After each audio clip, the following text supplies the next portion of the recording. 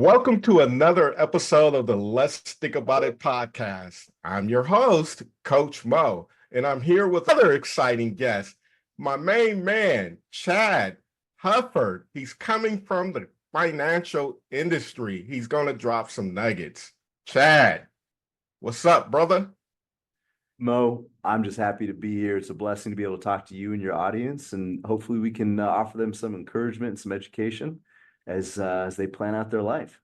Man, that's what I'm talking about. That's what I'm talking about.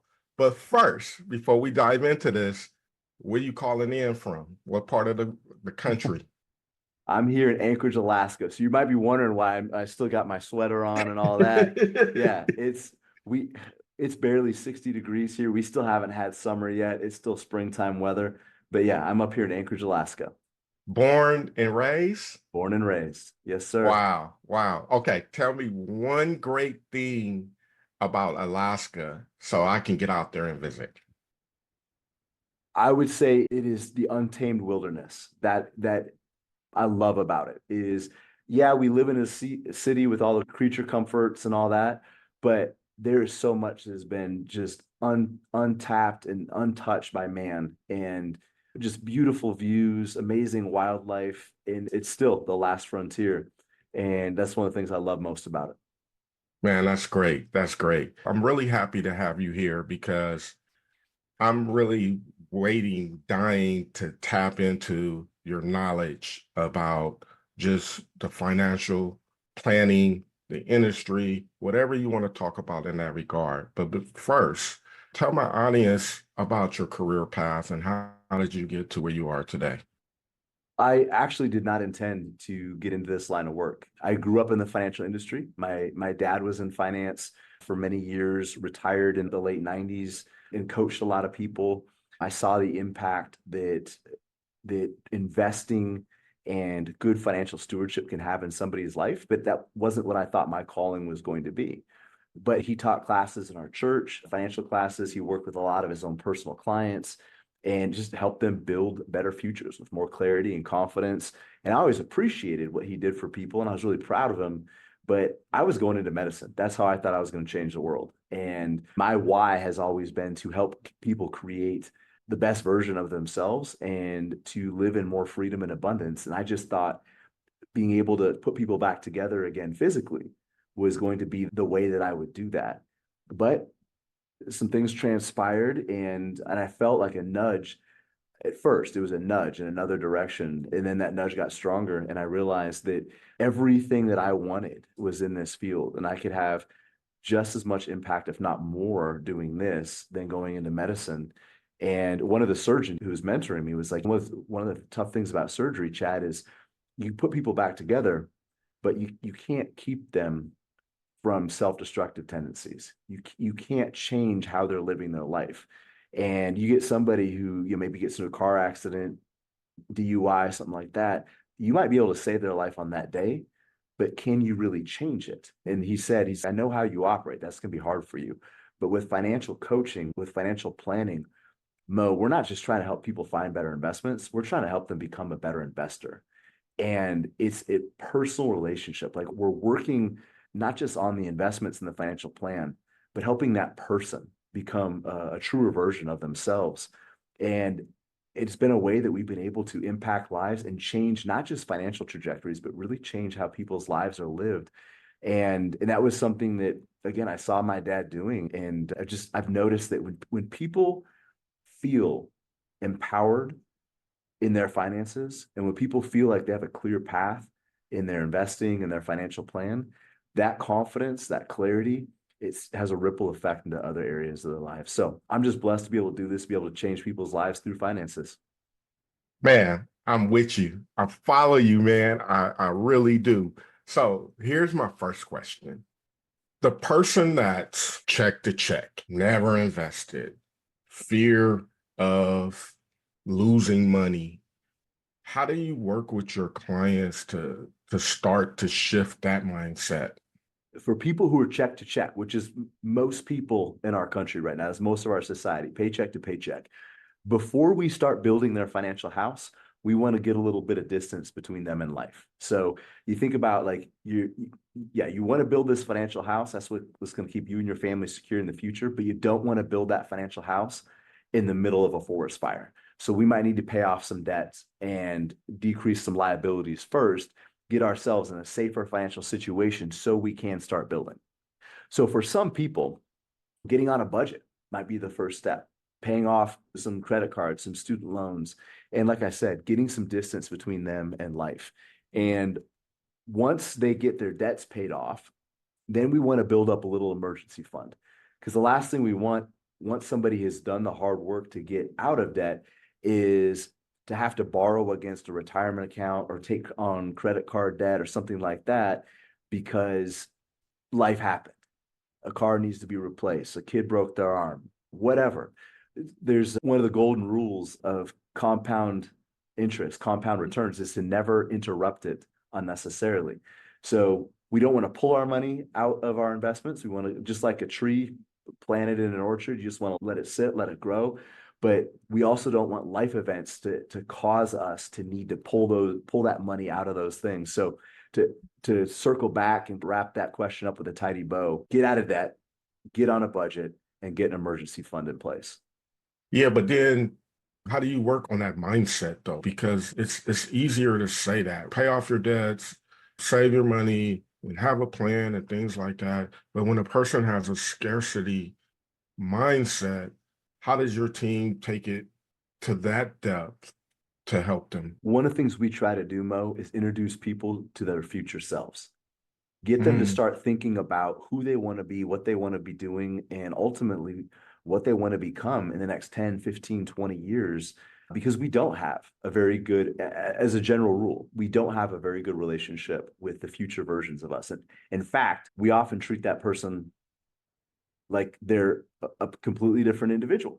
We make decisions today that hurt and harm the future versions of us, and we act like we aren't going to have to pay those consequences, pay that price. Jerry Seinfeld had a hilarious bit called Morning Guy and Evening Guy, where even between one day to the next, we often make decisions as if the next morning we're not going to have to pay the consequences for our decisions today. And a lot of people that live in paycheck to paycheck, they're also living day to day, minute to minute, hour by hour, and they're not thinking about the repercussions of what they're doing today. So one of the things that I think people need to be thinking about is when you make a decision, am I stealing from or serving the future version of me? I like that concept. Yeah, I like like, me in 10 years, am I going to be proud of the decision I'm making today? And it's really hard to create freedom, not just financial freedom, but freedom in any sense.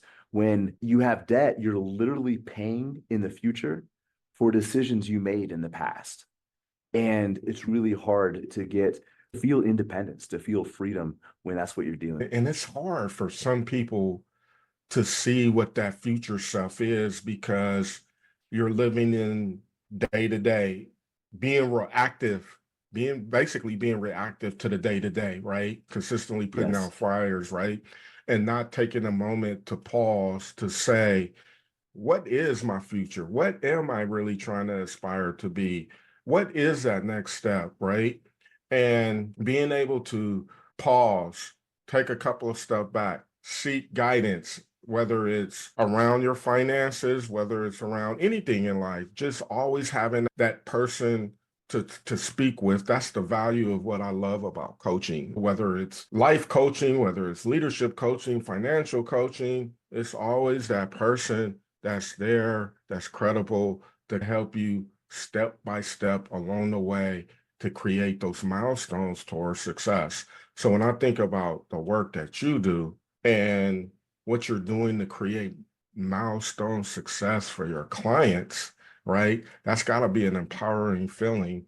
And so my next question for you is, when was that light bulb for you that you decided to just follow your father's footsteps and go into the financial industry? What was the light that just, man, maybe I should be doing this? I'll tell you exactly when it was. It was on an airplane headed to Ohio. I was going to a wedding and I just graduated college and I already started second guessing medicine. I had some really nice medical schools lined up. It looked like I had a nice pathway paved. And I read a book called Simple Wealth, Inevitable Wealth by a gentleman named Nick Murray. And that was the book that got me thinking, okay, this is the message I need to bring into the world.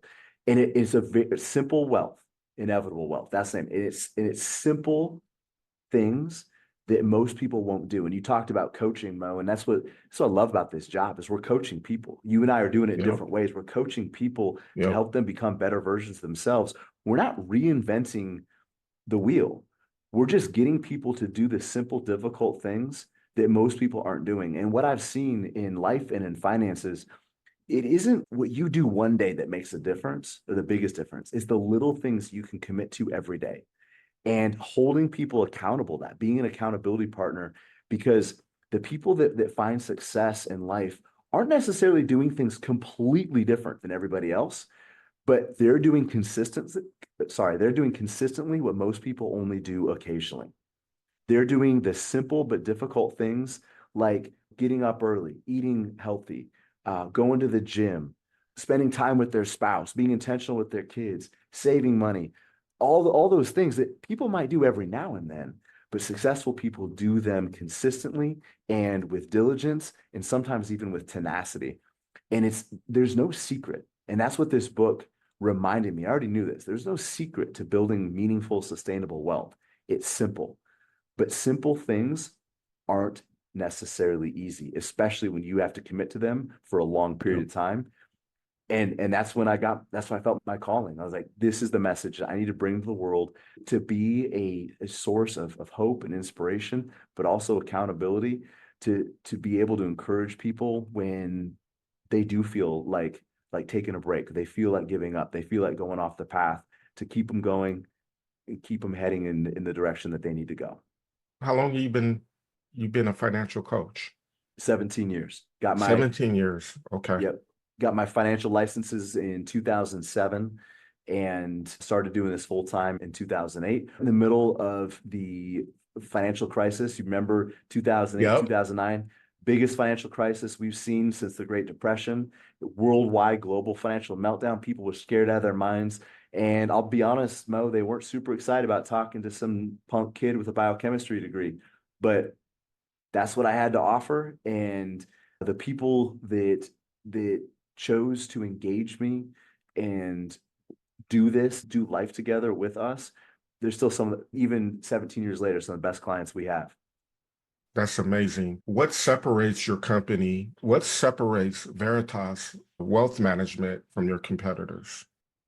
I'd say because we're working on the individual. So like I said earlier, there's a lot of financial institutions, a lot of financial advisors that are helping people find better investments, but very few are working on the individual to make them a better investor. And the analogy I'll give you, think about like fitness. We don't need to invent faster treadmills. That's not the problem with America. America is sedentary and they're obese and they're aging faster than they need to, not because our treadmills don't go fast enough, but because people don't use them. They don't use them correctly. We don't need more gyms. We just need people to actually show up and not use their gym as a very expensive keychain. And that's what's happening. So we don't need to reinvent exercise equipment. A personal trainer, their job is to hold people accountable and say, this is what you said your goals were. Here's the hard, difficult things that we need to execute to get you to where you said you want to be. Mo, we're just doing the same thing, but with finances. So we're not reinventing the wheel. We're not trying to come up with a better investment. We're trying to take the investments that are already out there and tailor it to somebody's individual needs and their life plan and to keep them executing that plan even when they don't want to and life's throwing them curveballs. So that's what separates us. That's great, man. And take me through an example, and I'm sure you have plenty of them, of a powerful success story that you had the opportunity to work with a family, individual, and you really shifted their world financially. I got a message from a client just a few weeks ago. He's been retired for a couple years and he's got a great heart. He's up in Fairbanks, Alaska, This is a place that gets really cold. Actually, one of the first times I was up there, I had a speaking event up there. It was 55 below. I thought, what in the world did I get myself into? So there's a different breed of toughness for the folks that live up there. This guy retired a couple of years ago, and he just said, I want you to understand just how much freedom I feel right now. And I was able to help my daughter with her car. I was able to help. So he's very mechanically minded. He worked for Department of Transportation up here. He did mechanic work, blue collar guy, blue collar millionaire. And he was talking about some of the things he had done just in that week to help people. We had a cold spell. He's helping somebody with their boiler. And anyway, he just like, these are things I could have never done if I had to go to work every day. And I'm able to use the skills that I got paid for at my job now for people that don't have to pay me, that might not necessarily even afford to be able to pay me, but I'm able to do it out of the joy of my heart. And my investments are paying me to do it. I don't need a job. I don't need a paycheck. My investments are providing that. So I can do this stuff out of love for the people that are meaningful to me, that I care about. And he just felt so much freedom in that. And that's what I love about this, is it's not about helping people create just a bigger pile of money. It's helping them create a better life so they can have more impact on the lives of those around them. That's what we get to do every day. And that's why I can't personally retire, because I love what I'm doing too much. I agree. I'm right there with you, man. I can't personally retire because I love helping. I love coaching. This is my space. But let me ask you this. What are some common misconceptions when it comes to investing and financial planning? We've already touched on some of the fears, anxieties, and things like that. So there's a lot of misconceptions. And I think my industry does a terrible job of misleading people. Again, we've made it a sales industry instead of a coaching industry. We try to sell people a better product when they're not getting results with what they're doing. We just sell them something different. And again, it'd be like somebody who hasn't gone to the gym in a year and I'm not getting results. Okay, we'll sell you another gym membership to a different gym on the other side of town. That's probably not going to help either.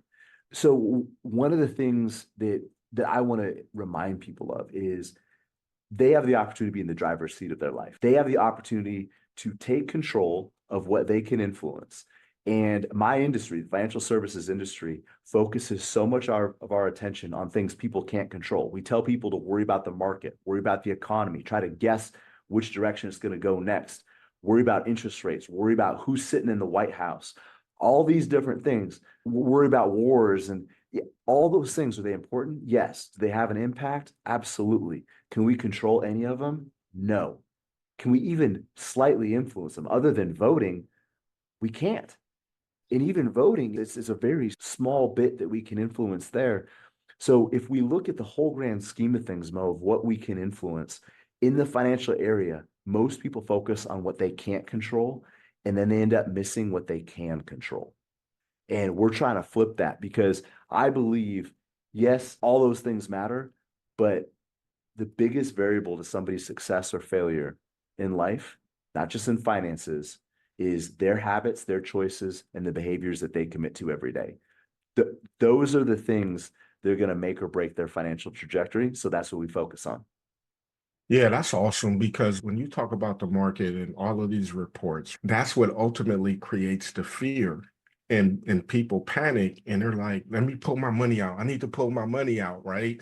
Instead of riding the storm or working with your financial planner to get credible advice. But we listen to the media, we pay attention to social media, and we're quick to react based on external things we have no control over. Let's sit on there right there, because what you brought up is actually another misconception a lot of people miss.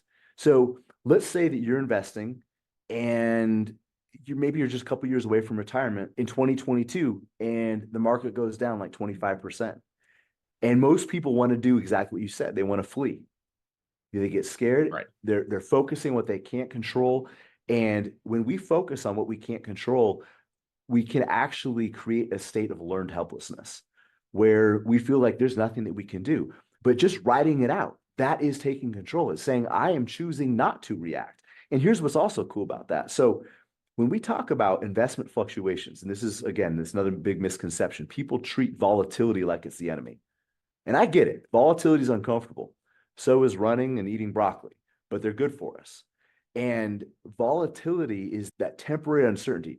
Man, I don't know if my 401k is going to grow or if it's going to look like a 301k next month. But when the stock market goes down, you literally have the opportunity to buy the best companies in the world at a discount.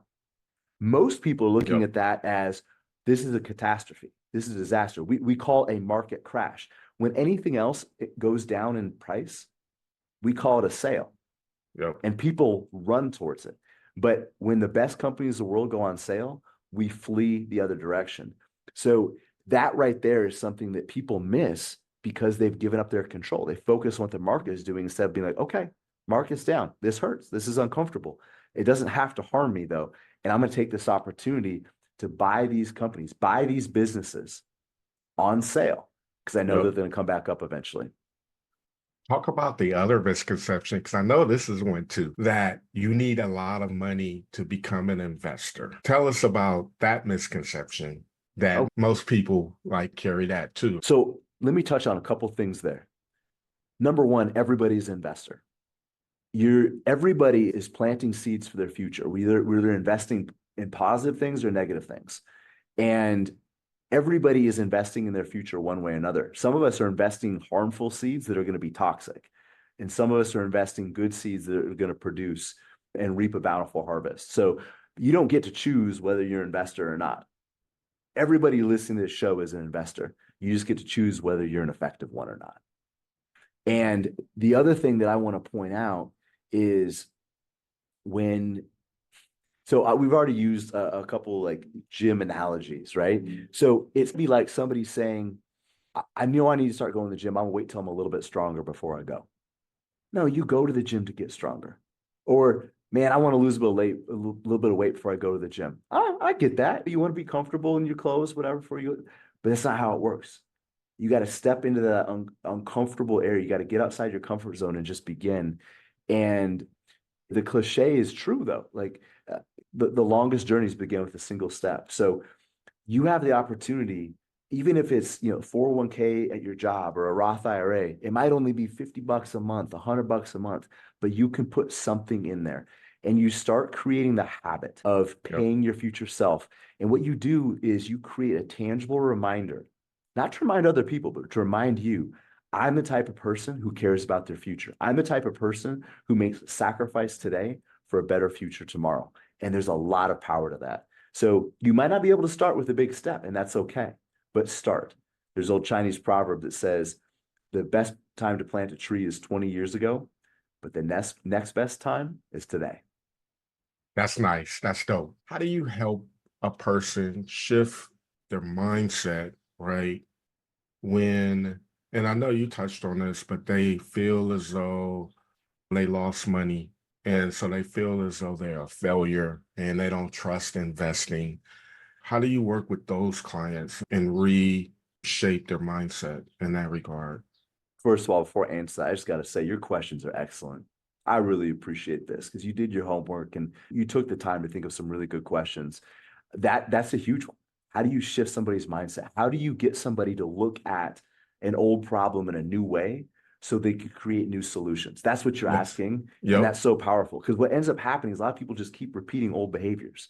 And unfortunately, a lot of people have invested incorrectly and they didn't get good results. So now they want to give up investing altogether. Right. You're going to hate this, but one more gym analogy. It'd be like somebody going to the gym and they did something wrong and they got hurt and they said, the gym is too dangerous. I'm never going back there. And people do that in investing all the time. So what we try to do, number one, we use, as you can probably tell, we use a lot of metaphors and analogies. It helps get people thinking about Yep. this thing in a new way. But we also get them thinking about their current decisions through the lens of where they want to be. So a lot of people out there, Mo, they're not really strategically investing for the future. They're just collecting investments. Even people that max out their 401ks and they're really good savers, they aren't investing really purposefully towards measurable specific outcomes. They're just collecting investments, a little here, a little there, a little bit of this fund. And it'd be like building a house without a blueprint. When you have a blueprint that guides your saving and investing decisions, you can connect your current actions with what you're building in the future and say, okay, I know I might be starting small, or I know that got a lot of work today, a lot of work to do, but I can see measurable progress. Even if my account is down temporarily, I still added my $500 a month or my $250 a month or whatever that is. Maybe it's Right. $1,000 a paycheck, but you can say, I did my part. I'm still chipping away at my financial blueprint. And what we do is we can attach their actions to where they want to be. And we're gonna bring it back to, what is your job? What is your role in this? You can't control the stock market, Right. but you can control how much you save. And there's a lot, again, my industry is part of the problem here, big part of the problem. But we're so focused on return rate that we miss savings rate. The people who are independently wealthy, people, the blue collar millionaires that we work with, they all have great savings rates. Some of them have good return rates, some of them didn't. But we worry too much about savings, or sorry, we're too much about what the investment does and too little about what we do. So when you have perspective of that, I am acting on my plan, I'm not reacting to things around me, it's easier to look past those moments and maybe even see them as opportunities. But it takes a shift in perspective for people to focus on their own actions, their choices, their behaviors, and also look past the current moment and see the future. You're just putting one brick at a time up there.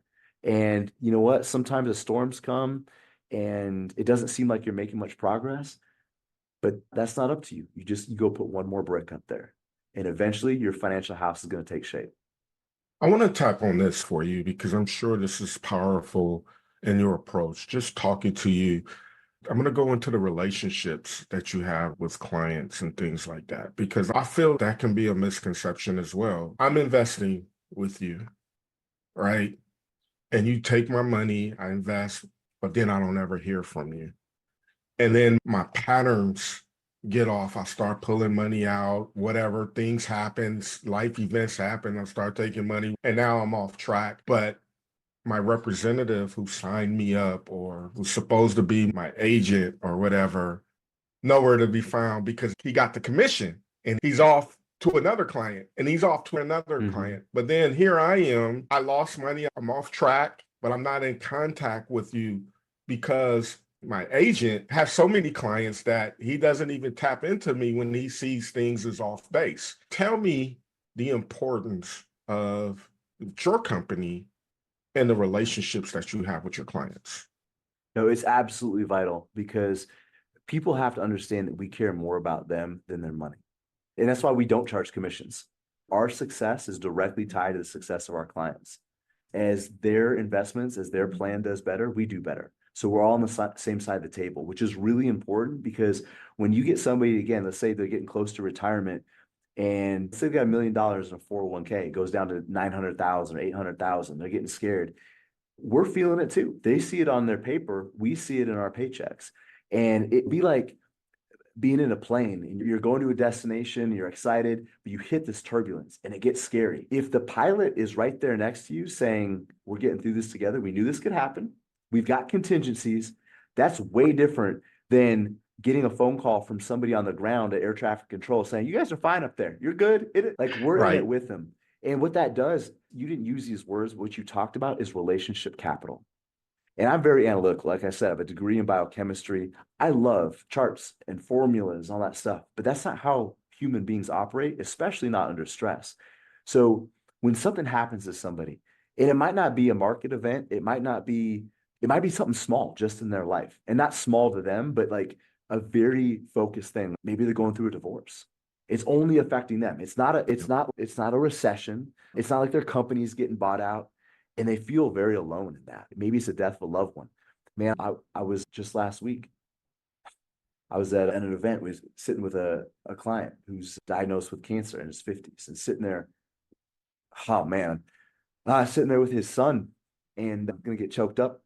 Sorry, Mo, you might see me cry, but he came up, they've been down in the lower 48. And my client, who I've known for 20 years, he comes up and he got here just a couple days ago and he got to meet his grandbaby for the first time. And I'm there with Wow. his son and I'm there with him. And there's no chart or graph or anything you can show somebody like that is going to show them their family's going to be okay. And that's where Yeah, be able to look in somebody's eye and just let them know that, man, I hope this treatment works. I hope it all works out. But if it doesn't, you've done it. You've done the work. Your family's going to be okay. They're going to be taken care of. There is nothing that you can show somebody on a computer screen that will prove that to them. It's relationship capital. And it's weathering the storms with people. It's being shoulder to shoulder, brother, and just and hitting the highs and feeling the lows. It's crying with them, it's celebrating with them. Because when life hits, and it does hit, whether it's COVID, whether it's the global financial meltdown, or whether it's what this family is going through, which is very much something that they are going through by themselves, you have to have that relationship, because you're talking about behavioral change, just like what you're yeah, doing. All the advice in the world, it doesn't work if people don't apply it. You and I, we can't force people to make the right right. decisions, but if they know that we deeply care about them and their success and the impact that they make on the world, they're going to be much more likely to make the sacrifices to produce that better future. Absolutely. Very powerful. Thank you for sharing that, Chad. I really do appreciate that. And I can see the emotion behind it too, man, that you really do care. And that's the power of the work that we do too. As we start to close out for the day, how can my audience find you? How can they find more about your services? Well, veritasalaska.com is our website. And don't let the name fool you. We were founded here in Alaska. We got folks all across the country. I just like keeping the name in there because it's got some cachet to it. Our job is to make sure people don't run out of money or purpose in retirement. That's what we're working for. So if your audience wants to connect with us, and whether they want they have questions, maybe they want a retirement plan checkup, but have them connect with us on the website. They can also follow us on Instagram, veritas.alaska. We try to put educational and encouraging content up every single day. And I've also got a book out, Forging Financial Freedom, and they can visit the website, forgingfinancialfreedom.com. I think I sent you the link for that. And we got some special bonuses that'll be up available for your audience too. So any three of those ways is a great way for them to connect with us. That's awesome. Thank you for sharing that. Any type of workshops and freebies that they would get going to your website and things like that? Yes. In fact, for your audience, we'll do this. We'll do a free financial plan checkup or free retirement plan checkup for people wondering, am I on track for retirement? Or I just don't even know where to get started. I've maybe lost momentum.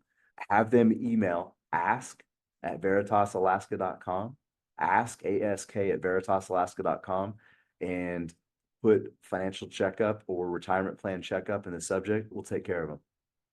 There it is. There it is, you guys. There it is. Chad, you're the man. I appreciate you, brother. Thank you for dropping nuggets. Thank you for your wisdom. Any last words or thoughts that you want to leave as we sign off?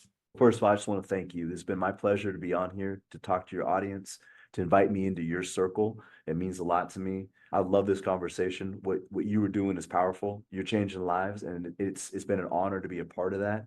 And just to remind your audience one more time, get in the driver's seat. There's a lot of people trying to talk you into being the passenger seat of your own life, and you hold the keys to your success, but also to your failure. And take control of what you can control. Learn to ignore the things that are outside of your influence and reclaim your agency. You are the difference maker in your own life. Thank you, brother. Appreciate you. Right, thank you.